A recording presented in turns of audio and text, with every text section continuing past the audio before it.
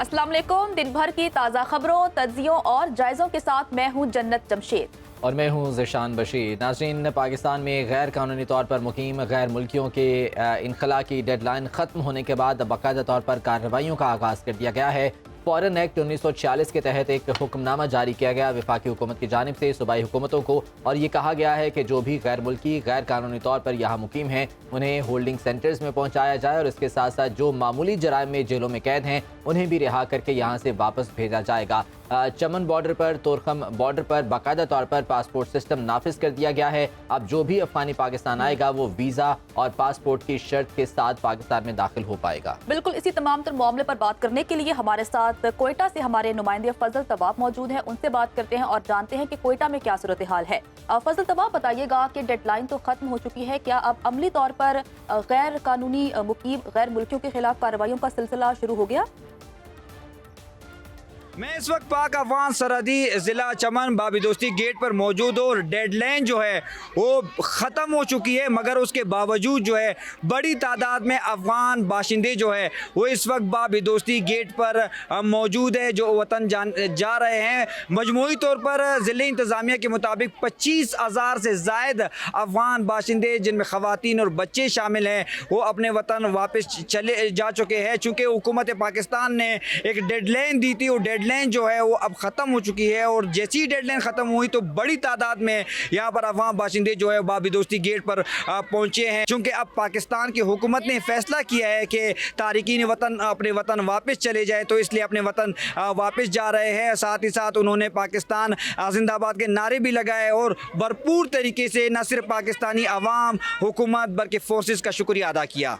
ठीक है, फजल तवाब हमें आगाह करे थे। तोरखम बॉर्डर पर क्या सूरत हाल है? हिजरत अली आफरीदी हमारे साथ मौजूद है, उनसे मज़ीद जान लेते हैं। हिजरत अली, बताइएगा यहाँ पर क्या सूरत हाल है? कितने जो अफगान बाशिंदे हैं वो अब तक यहाँ से वापस जा चुके हैं?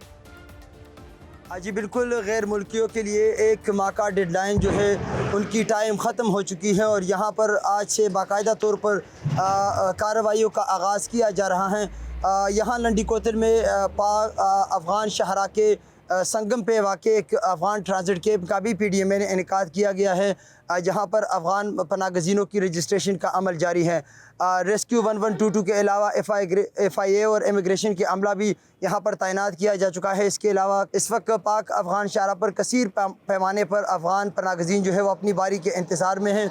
जब हमने उनसे इस हवाले से पूछा तो उनका यही मुतालबा है कि रजिस्ट्रेशन के अमल में थोड़ा सा तेज़ी लाई जा सके, ताकि वो बर वक्त अपने वतन वापस जा सके। जी बिल्कुल, एक माह कबल पाकिस्तान की निगरां हुकूमत ने फैसला किया था कि जितने भी गैर मुल्की गैर कानूनी तौर पर पाकिस्तान रह रहे हैं वो 1 नवंबर तक अपने मुल्क वापस चले जाएं, जिसके बाद अब डेडलाइन ख़त्म हो चुकी है और गैर मुल्की मुकीम अफगानियों की वापसी का सिलसिला जारी है। इसी पर ही बात करने के लिए हमारे नुमाइंदगान हमारे साथ मौजूद हैं। शाहमीर हमें कराची से तमाम सूरत हाल के हवाले से अपडेट करेंगे, कामरान खान इस्लामाबाद से अपडेट करेंगे, जबकि शहरोज इबाद फैसलाबाद से और हारून ताहिर मुल्तान में क्या सूरत हाल है उस हवाले से हमें बताएंगे। सबसे पहले बात कर लेते हैं शहरोज इबाद से और जानते हैं कि फैसलाबाद में क्या सूरत हाल है।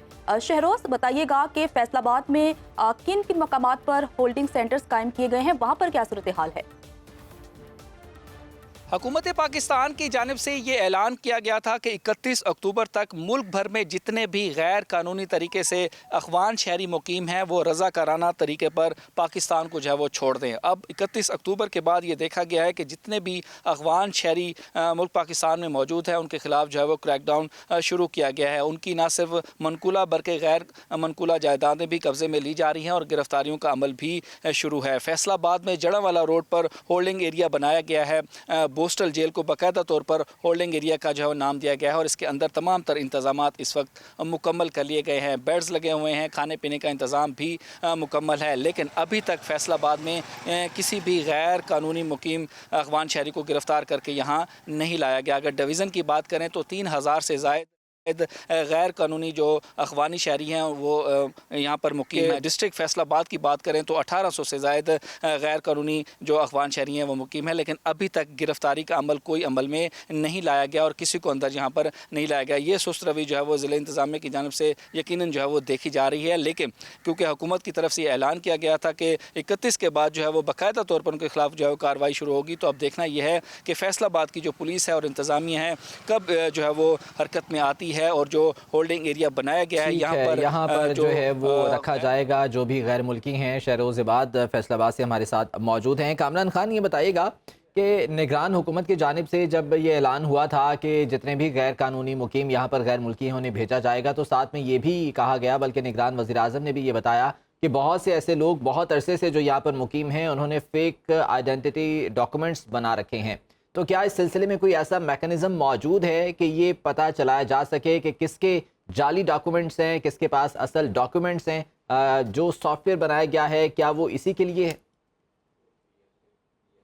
जी बिल्कुल ज़ीशान साहब, बिल्कुल। अभी सबसे पहले तो ये जो इंटीरियर मिनिस्ट्री है, वजारत दाखिला, उन्होंने लेटेस्ट फिगर एक जारी किए हैं। उनका यह कहना है कि डेडलाइन ख़त्म होने तक 1,40,000 जो गैर मुल्की गैर कानूनी तौर पर यहाँ पर थे, उन्होंने रज़ाकाराना तौर पर अपनी वापसी जो है वो मुमकिन बनाई है। ये फिगर उन्होंने अपडेटेड फिगर दिया है वजारत दाखिला ने 1,40,000 का। लेकिन जाहिर है कि इससे बड़ी तादाद जो है वो यहाँ पर अभी भी मौजूद है, जिनके लिए ये बाकायदा आज से जो है वो क्रैकडाउन जो है वो शुरू किया गया है। और मैं बताता चलूँ कि इस हवाले से जो होल्डिंग सेंटर्स बने हुए हैं वहाँ पर बाकायदा तौर पर इनकी डॉक्यूमेंट्स वेरिफिकेशन का सिस्टम है। नादरा ने अपना जो बायोमेट्रिक सिस्टम है वो वहाँ पर इंस्टॉल किया हुआ है। वहाँ पर बायोमेट्रिक वेरिफिकेशन होती है, जो डॉक्यूमेंट्स हैं उनकी जांच पड़ताल होती है और नादरा के डाटा से टैली करके पता चल जाता है कि किसके पास असली डॉक्यूमेंट्स हैं और कौन जो है वो फेक डॉक्यूमेंट्स के साथ है। तो इसीलिए अब मकसद भी यही है इन होल्डिंग सेंटर्स का कि जिसके ऊपर शक हो उसको होल्डिंग सेंटर में लाया जाए और उसको उसकी न सिर्फ यह कि उसकी अपनी वेरिफिकेशन हो, बायोमेट्रिक वेरिफिकेशन, बल्कि जो उसकी दस्तावेजात हैं उनको भी काउंटर चेक किया जाए और पता चल जाएगा कि कौन जो है वो जाली दस्तावेजात के साथ यहाँ पर मुकीम है। तो ऐसे तमाम अफराद के लिए जो कि ये जाली दस्तावेजात हैं उनकी वेरिफिकेशन जो है इन्हीं होल्डिंग सेंटर्स में होगी। यहाँ पर नादरा की टीम जो है वो मौजूद है। इसके अलावा यहाँ पर आप जो है वो इनको जो मैं बताता चलूँ कि होल्डिंग सेंटर में बहुत ही एक जो है ना वो सहूलियात से भरा निज़ाम जो है वो वहाँ पर इंस्टॉल किया गया है। अगरचे ये आर्जी कैंप हैं और इनका मकसद ये है कि यहाँ पर जिनको गिरफ्तार किया जाएगा, जिन गैर मुल्कियों को उनको यहाँ पर लाया जाएगा, तो उनको वहाँ पर सहूलियात भी दी गई हैं कि वो अगर उनको ज़्यादा टाइम के लिए वहाँ पर उनको रखना पड़े तो उसके लिए वहाँ पर जो है वो उनका रात गुजारने के इंतज़ामात हैं। वहाँ पर प्रॉपर वेटिंग एरियाज़ बने हुए हैं, बैठने का इंतज़ाम है। वहाँ पर मेडिकल टीम्स जो हैं वो रखी गई हैं, यानी फर्स्ट एड जो है वहाँ पर उनको देने के लिए वो सहूलियात जो हैं वो मौजूद हैं। यहाँ तक कि पोलियो वैक्सीनेशन के लिए जो 5 साल से कम बच्चे होंगे, शीरख्वार बच्चे, उनके लिए पोलियो के कतरे पिलाने का इंतज़ाम जो है वो भी इन मराकज़ में किया गया है।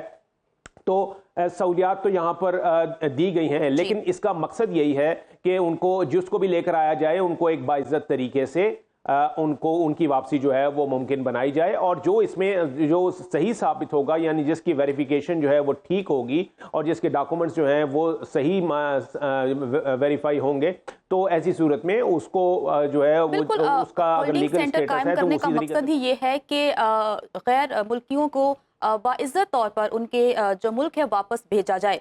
कामरान खान हमारे साथ ही रहिएगा। कराची से हमारे नुमाइंदे शाहमीर खान हमारे साथ मौजूद हैं, उन्हें भी शामिल गुफ्तगू करते हैं। शाहमीर, बताइएगा कि कराची में क्या सूरत हाल है, कराची के किस मकाम पर होल्डिंग सेंटर कायम किया गया है और क्या वहाँ पर भी क्रैकडाउन शुरू हो गया है गैर मुल्की मकीनों के खिलाफ?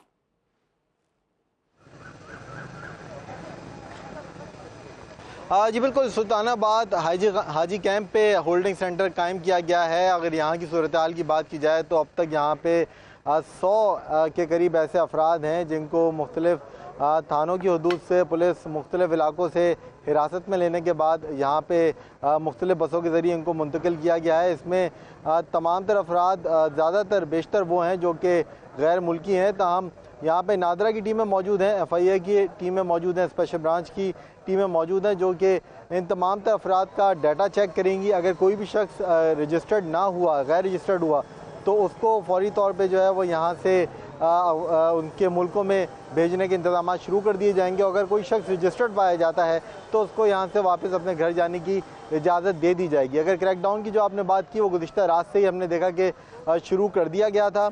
सबसे पहले सदर पुलिस की जानिब से 4 गैर मुल्की यहाँ पे लाए गए, जबकि अब हमने देखा कि सुबह को सोराब बोर्ड के मुकाम पे पुलिस की जानिब से एक ऑपरेशन किया गया, जहाँ से मुतअद्दिद अफराद को जो है वो हिरासत में लेने की भी इत्तलात आ रही हैं। ताहम ये तमाम तर वो लोग हैं जिनको हिरासत में लेने के बाद यहाँ होल्डिंग सेंटर मुंतकिल किया जाएगा और फिर यहाँ पे मज़ीद कानूनी कार्रवाई के बाद इनको इनके मुल्कों में भेजने के इंतजाम किए जाएंगे।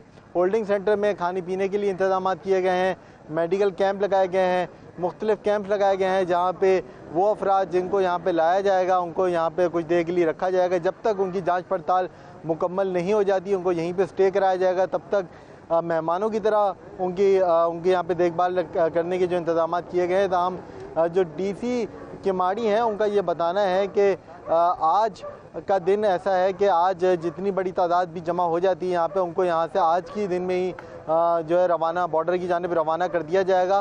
ताहम पीर, बुध और जुम्मा ये 3 दिन हफ्ते में रखे गए हैं, जब कराची से मुख्तलिफ ज़रियों से जो लोग यहाँ पर आएंगे उन्हें यहाँ से इन 3 दिनों में रवाना किया जाएगा। साथ रहिएगा शामिर खान। हारून ताहिर मुल्तान से हमारे साथ मौजूद हैं। हारून ताहिर, कितने होल्डिंग सेंटर्स मुल्तान में कायम किए गए हैं? यहाँ पर सहूलियात क्या हैं, इकदाम क्या हैं और कार्रवाइयों की सूरत हाल के बारे में बताइएगा।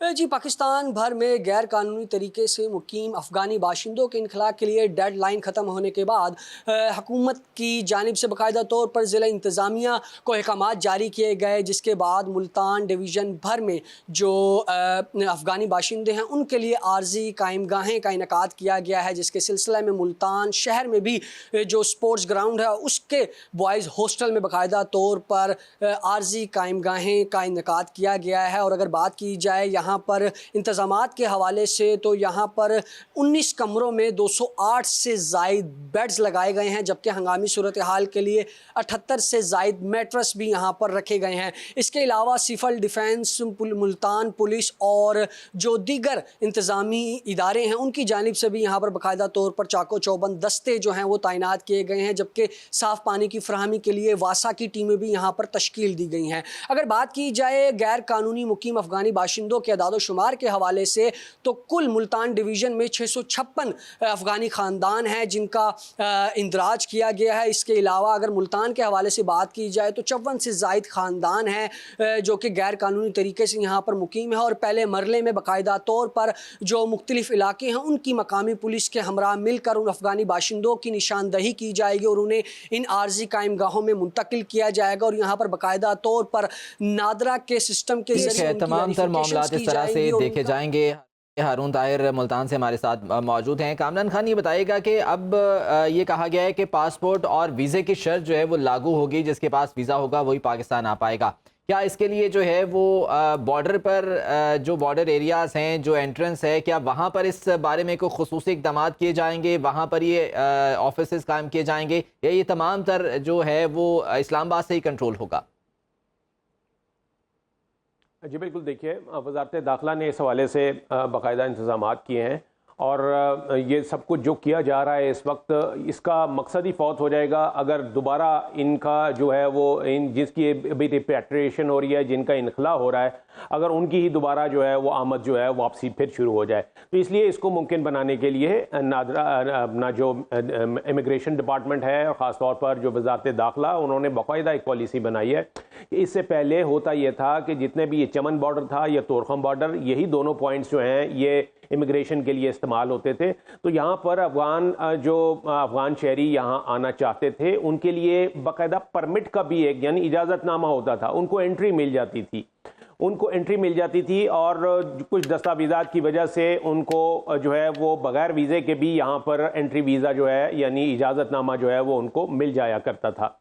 तो अब इस वजह से, इस नरम पॉलिसी की वजह से हुआ यह था कि एक वो पूरा एक मॉस वो हो गया था, यहाँ पर बहुत बड़ी तादाद जो है वो यहाँ पर आ गई थी, जिसके नताइज जब सामने आए तो उसके लिए फिर ये वाला मामला जो है वो करना पड़ा कि इन तमाम जो गैर कानूनी तौर पर यहाँ हैं मुकीम लोग, उनको वापस भेजा जाए, क्योंकि वो परमिट जो था वो भी एक लिमिटेड टाइम के लिए हुआ करता था और देखा यह गया कि उस परमिट की मुद्दत खत्म होने के बाद भी लोग फिर वापस नहीं जाते थे, ना ही उस परमिट को रिन्यू करवाते थे और ना ही कोई बाकायदा वीज़ा जो है उसके उसूल के लिए कोई दरख्वास्त दी जाती थी।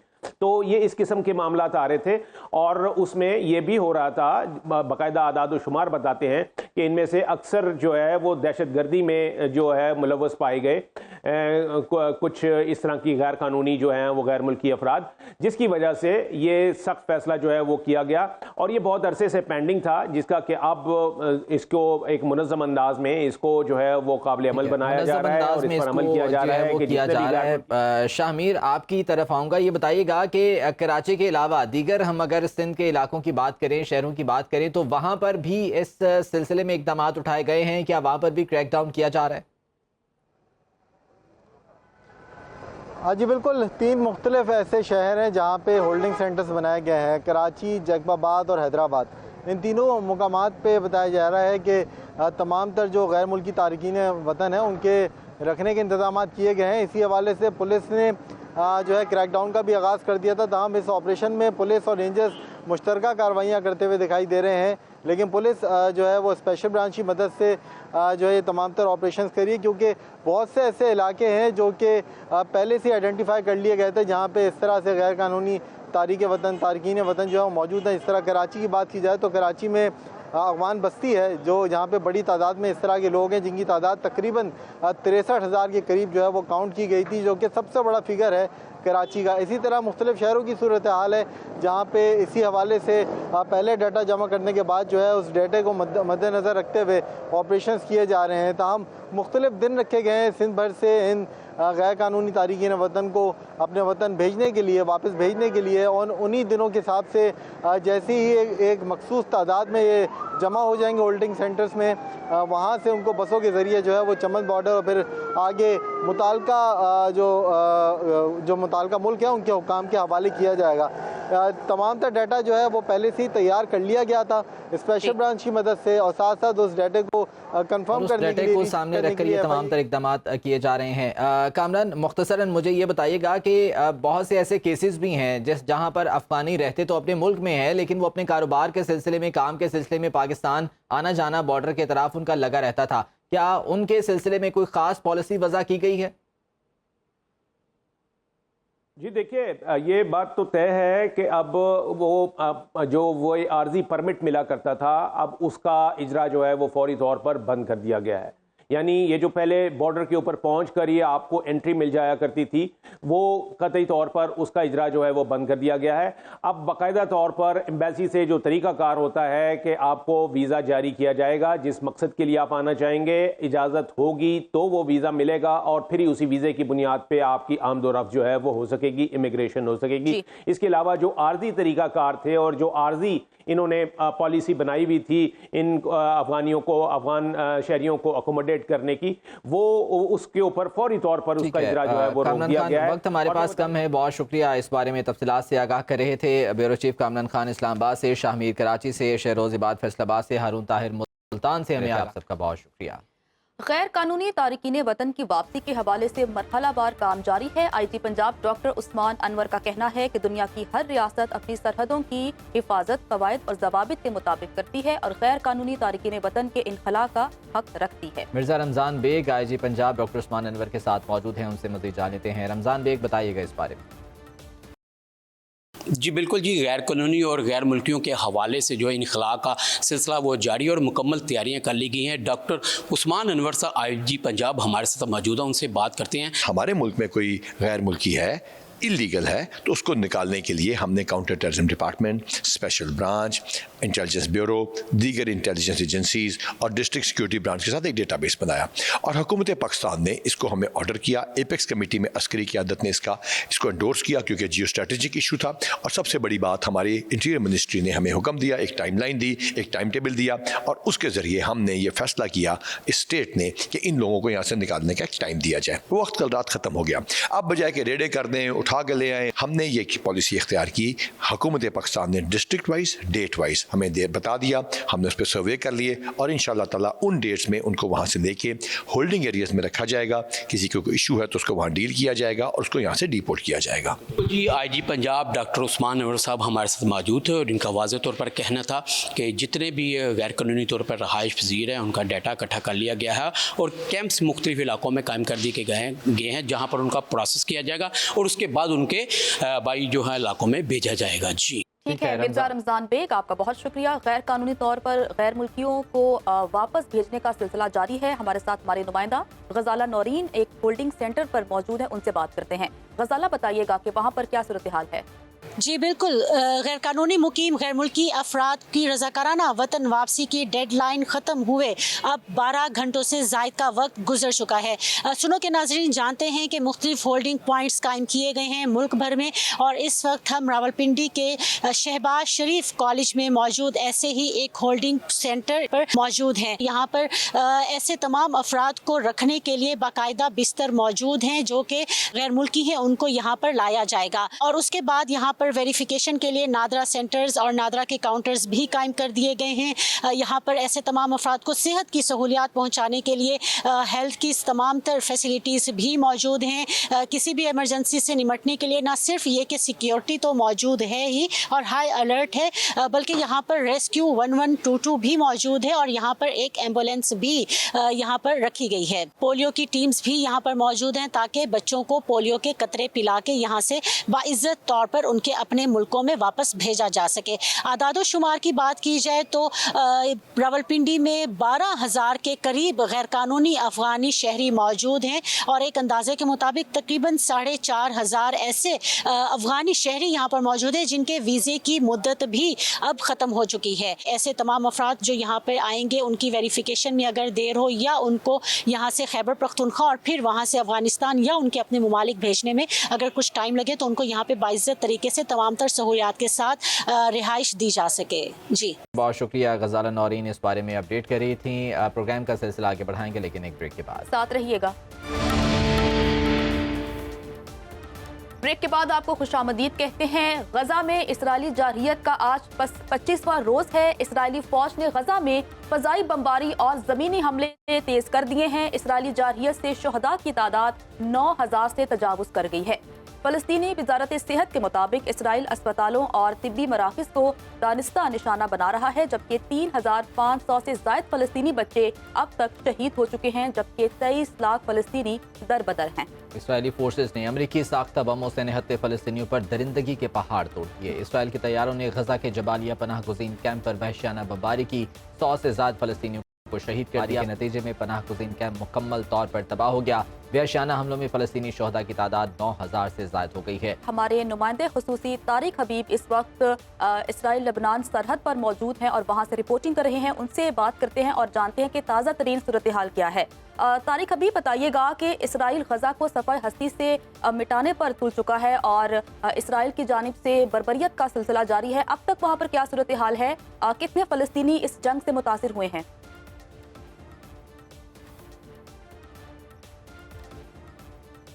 जी, अभी इसराइल गज़ा जंग को जो है वो इस वक्त 24 रोज़ हो चुके हैं और 24 रोज़ से लगातार इसराइल गज़ा पे बमबारी कर रहा है। कोई एक लम्हा ऐसा नहीं गुज़रा कि जब गज़ा के लोगों ने थोड़ा सुकून का सांस लिया हो। इसराइली नंगी जारियत मुसलसल जारी है। इस वक्त हम मौजूद हैं लबनान इसराइल सरहद पर। ये आपको मेरे अकब में ये दीवार भी नज़र आ रही होगी जिसे बिलुल बॉर्डर का नाम दिया गया था और इसराइल ने ये कंक्रीट की दीवार खड़ी की थी। इस जंग की वजह से ये जनूबी लबनान का माज भी खासा गर्म है। लेकिन जो हम बात कर रहे थे, जो इसराइल और गज़ा के दरमियान जंग की जो सूरत हाल है, वो इस वक्त कुछ यूँ है कि इसराइल ने इंफ्रास्ट्रक्चर मुकम्मल तौर पे गज़ा का तबाह कर दिया है। वहाँ पे अस्पतालों की सूरत हाल बहुत ख़राब हो चुकी है। लाइट वहाँ पर नहीं है, बिजली, पानी और हर तरह की ज़रूरियात ज़िंदगी जो है वो वहाँ पे नापैद कर दी गई हैं। इसके साथ साथ जितने वहाँ पे मुतासरीन थे, जो बेघर अफराद थे, जो जिनके घर मिसमार हो गए हैं, जिनके घर तबाह कर दिए गए हैं, उन्होंने अस्पतालों में आके पनाह ली थी। तो इसराइल ने अस्पतालों को भी डायरेक्ट निशाना बनाना शुरू किया और अल-कुद्स और शिफाई हॉस्पिटल्स को भी जो है वो बराह रास्त इसराइल ने हदफ बनाया, जिसकी वजह से नुकसानात बहुत ज़्यादा बढ़ गए हैं। अस्पतालों की आप बात कर रहे हैं, अस्पतालों में ईंधन भी ख़त्म हो चुका है, जो ऑक्सीजन है वो भी यहाँ पर दस्तयाब नहीं है, तो इलाज मुआलजे की सहूलत क्या है, चूँकि अस्पतालों को भी बेदर्दी से निशाना बनाया जा रहा है इसराइली फ़ौज की जानिब से।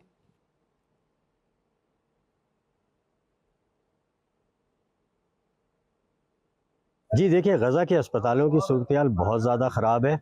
गज़ा के अस्पताल जो हैं वो इस वक्त खंडरात का मंज़र पेश कर रहे हैं। जो छोटे अस्पताल थे वो तो मुकम्मल तौर पे तबाह कर दिए गए हैं हदफ बना के, लेकिन अल-कुद्स, शिफा, इस तरह के जो बड़े अस्पताल थे या जो दीगर ममालिक के साथ ताउन के ज़रिए चलाए जा रहे थे, उन अस्पतालों को भी निशाना बनाया गया। उसकी वजह ये है कि इसराइल जो है वो दरिंदगी की उस इंतहा पर पहुँचा हुआ है कि आप ये देख सकते हैं कि जब जो लोग मुतासिर हैं, जो ज़ख्मी हैं, जब उन्हें अस्पताल लाया जाता है, और जो लोग बेघर हैं, जिनके घर तबाह कर दिए गए हैं, उन्हें भी अस्पताल लाया जाता है, तो अस्पतालों में जो तादाद है वो हज़ारों में चले जाती है। इस बात का इसराइल को भी पता है और इसलिए जानबूझकर इसराइल उसे हदफ बना रहा है।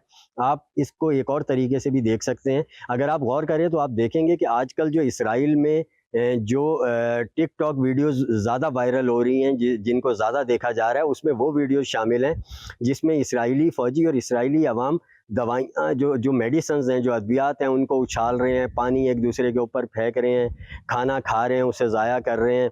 यानी वो ये दिखाना चाह रहे हैं, गज़ा के अवाम को ये दिखाना चाह रहे हैं कि देखें, हमें सब कुछ मुयस्सर है, तुम्हारी हमने ये हालत कर दी है। यानी आप ये कह सकते हैं कि अखलाकियात की जो पस्तरीन सतह हो सकती है, इसराइल और इसराइली उस पर जा चुके हैं। तो ऐसे ज़हनियत के हामिल लोगों से और उनके हुक्मरानों से क्या तवक्का की जा सकती है। बहरहाल अस्पतालों को अभी भी निशाना बनाया जा रहा है और जानी नुकसान जो है। तारिक हबीब साहब, जैसा कि आपने आगाज़ में कहा कि गज़ा में ना बिजली है, ना पानी है और ना ही इंटरनेट सर्विस है वहाँ पर, तो वहाँ के जो मकीन हैं वो किस तरह से एक दूसरे के साथ कम्युनिकेट कर रहे हैं?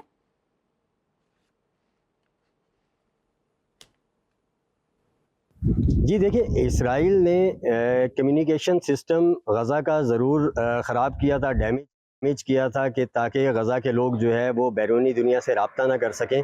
लेकिन इस मामले में भी हमास को दाद देनी पड़ेगी कि हमास ने वो सिस्टम जो था उसे 60 से 70% फ़ौरी तौर पे बहाल कर लिया था, और अब काफ़ी हद तक जो है वो इस सिस्टम को बहाल करने के साथ, इंटरनेट और कम्युनिकेशन सिस्टम को बहाल करने के साथ अल्टरनेट की तरफ भी इन्होंने आना शुरू किया, और मुख्तलिफ जो है वो प्राइवेट कंपनीज से भी जो राब्ते किए गए हैं। जो हम तक इत्तलात आ रही हैं वो ये हैं कि कम्युनिकेशन सिस्टम अल्टरनेट के तौर पे दीगर ज़राए के ज़रिए इस्तेमाल जो है वो होना शुरू हो चुका है। जहाँ तक जंग की सूरत-ए-हाल का ताल्लुक़ है, तो आप ये देखें कि हमास और अल-क़स्साम ब्रिगेड की जानिब से और जिहाद इस्लामी की जानिब से मुसलसल रेजिस्टेंस दी जा रही है।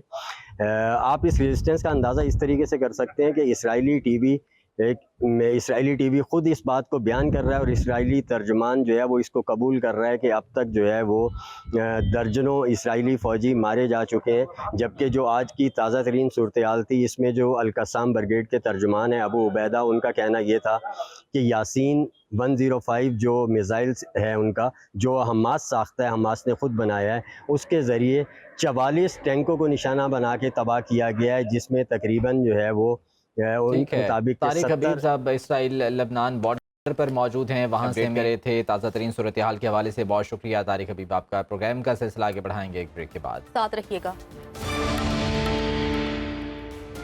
प्रोग्राम में आपको खुशामदीद कहते हैं। नाज़रीन, लाहौर में आज भी स्मॉग का राज बरकरार है। ओजोन की आला सतह निज़ाम तनफ़ुस में जलन पैदा कर सकती है, जिसकी वजह से खांसी और दीगर बीमारियां पैदा होती हैं। ये असरात आमतौर पर इन्फेक्शन के बाद सिर्फ चंद दिन तक रहते हैं, लेकिन स्मॉग में मौजूद ज़र्रात जलन के गायब होने के बाद भी फेफड़ों को नुकसान पहुँचा सकते हैं। तो इस हवाले से डिटेल में बात करते हैं कि आया स्मॉग किस तरह से इंसानी सेहत पर असरअंदाज हो सकती है। हमारे साथ मौजूद हैं डॉक्टर काशिफ, उन्हें शामिल गुफ्तगू करते हैं।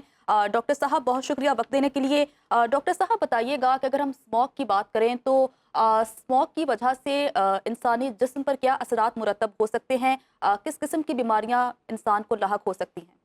जी मैडम, अस्सलाम वालेकुम। बहुत बहुत शुक्रिया कि आपने शामिल गुफ्तगू मुझे किया। जी देखें, स्मोग के जो असरात हैं, सबसे ज़्यादा तो रेस्पिरेटरी जो इश्यूज़ हैं, जो सांस के निज़ाम के इश्यूज़ हैं, कोई भी जो ये पार्टिकल्स हैं, एजमा है, दमा है या दूसरी डिजीज होती हैं जो स्मोकर्स के अंदर होती है, सीओपीडी है या कोई भी दूसरी सांस की इन्फेक्शन हैं, ये उसको ज़्यादा कर सकता है। जो मज़ाहमत है इन्फेक्शन के खिलाफ स्मोक जो है उसको कम करती है। इसके अलावा आई की ये जो इरिटेशन है ये उसके लिए बहुत ज़्यादा नुकसानदेह है। तो स्मोक जो है वो मेनली जो है वो रेस्पिरेटरी सिस्टम को अटैक करती है। ये बताइएगा डॉक्टर साहब कि स्मॉग तो अब हर साल बढ़ती जा रही है, गुज़िश्ता साल से ज़्यादा देखते हैं हम हर साल, तो अब इसके लिए कौन सी ऐसी प्रिकॉशंस हैं जो कि लेनी चाहिए? बिल्कुल ठीक कह रहे हैं कि देखें जैसे लाहौर का भी कुछ डाटा आया है कि लाहौर जो है द मोस्ट जो पोल्यूटेड सिटी आ गया है, जो इसके एयर क्वालिटी इंडेक्स हैं, जो पैरामीटर्स हैं वो वर्सन हो रहे हैं ग्रेजुअली। तो ये एक बड़ी तशवीश की बात है। इसके लिए देखें अवाम को, हुकूमत को चाहिए कि अवाम को आगाही दे।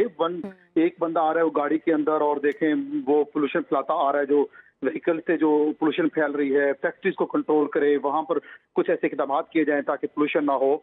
और देखिए गवर्नमेंट जो है पब्लिक ट्रांसपोर्ट को प्रमोट करे ताकि धुआं कम से कम पैदा हो गाड़ियों का। तो मैं ये समझता हूँ कि पाकिस्तान के अंदर हुकूमत को चाहिए कि इसकी तरफ खास तवज्जो दे। पाकिस्तान जो है और खासकर लाहौर जो है ये बहुत ज्यादा आलूदा शहर बनता जा रहा है, स्मोक से आलूदा शहर बनता जा रहा है। तो ये प्रमोट करे, पब्लिक ट्रांसपोर्ट को प्रमोट करे। इसके अलावा दरख्त लगाए जाएं। देखिए कितना जो डेंस हो रहा है, ये जो लाहौर जो है एक कराची बनता जा रहा है डेंसिटी के हिसाब से, और कराची से भी आगे बढ़ जाएगा और ये इस वक्त मोस्ट पोल्यूटेड है। गवर्नमेंट को चाहिए कि सिर्फ खास तवज्जो दे। बिल्कुल आगाही देने की ज़रूरत है। डॉक्टर काशिफ साहब हमारे साथ ही रहिएगा। हमें ज्वाइन किया है चौधरी असलम साहब ने, चीफ मेट्रोलॉजिस्ट हैं। असलम साहब बहुत शुक्रिया वक्त देने के लिए। सर बताइएगा कि क्या आने वाले दिनों में बारिशों का इम्कान है, क्योंकि कहा जा रहा है कि अगर बारिशें होंगी तो स्मॉग की शिद्दत में कमी आ सकती है, तो क्या बारिशों की कोई पेशगोई है? अभी आज जो कोई वेदर सिस्टम नहीं है फिलहाल, एक अपर एयर में एक जा रहा है, नॉर्दर्न एरियाज में अभी पास हो रहा है एक सिस्टम, उसकी वजह से थोड़ी सी विजिबिलिटी आज सही हुई है, लेकिन इंडेक्स उतना ही है, उससे कोई खास फर्क नहीं पड़ेगा। अभी आने वाले दिनों में 4 से 5 रोज तक कोई ऐसा सिस्टम नहीं है जिससे ये स्मॉग कम हो सके। मैं इसमें ऐड करूँ, आज एक मीटिंग थी सीएम की, अभी मैं भी आया हूँ, तो उसमें उन्होंने कहा कि जो स्कूलों में है वो मास्क जो है ना वो कंपल्सरी कर दिया जाए आज से, क्योंकि इसकी जो सारे मेजर्स ले रहे हैं, लेकिन इसकी जो स्टेबल कंडीशंस हो गई हैं जो मेट्रोलॉजिकली जो है, तो ये डिस्पर्स नहीं हो रही, ये मोहल्लक हो जाती है हर चीज़ें। तो आने वाले दिनों में ये अभी इसकी एक ज़्यादा रहेगा। चौधरी साहब ये बताइएगा कि एयर क्वालिटी इंडेक्स की अगर बात की जाए लाहौर में क्या रिकॉर्ड किया गया है, और मुख्तलिफ जो शहर हैं क्या वहाँ पर भी जो है वो एयर क्वालिटी इंडेक्स रिकॉर्ड किया जा रहा है इस वक्त? देखिए ये एनवायरनमेंट का एक डोमेन जो है, एक वाले जो मौसमियात वाले तो वो फोरकास्ट देते हैं कि ये अगले आने दिनों में होगी या नहीं। वैसे आज वो बता रहे थे कि वो तकरीबन 300 के करीब है एनवायरनमेंट वाले। तो इस तरह ये, लेकिन ये सिलसिला मैं आपको बताऊँ, ये जो स्मोग है, ये फोटो केमिकल स्मोग है, एक मैं यहाँ से वजाहत करता चलूँ, ये जब सूरज की रोशनी निकलती है तो उससे जैसे व्हीकल्स वगैरह का जो एमिशन है उससे जब रिएक्शन होता है तो ये जो पोल्यूटेड पार्टिकल्स वो ज्यादा हवा में मोहल्लक हो जाते हैं। जितनी तेज सूर्य की रोशनी होगी, जितना टेम्परेचर होगा, उस दिन उतनी स्मोक ज्यादा होगी, यानी गाड़ियों के धुएं से रिएक्ट करके। तो ये जो हमारे फोटोकेमिकल स्मोक है। ठीक है डॉक्टर काशिफ साहब ये बताइएगा कि अगर शहरियों की बात की जाए, क्या मास्क लगा लेना काफ़ी है, इससे बचाव हो सकता है? मुख्तलिफ जो बीमारियां, हम रेस्पिरेटरी इशूज़ की बात करते हैं, क्या बचा जा सकता है इससे?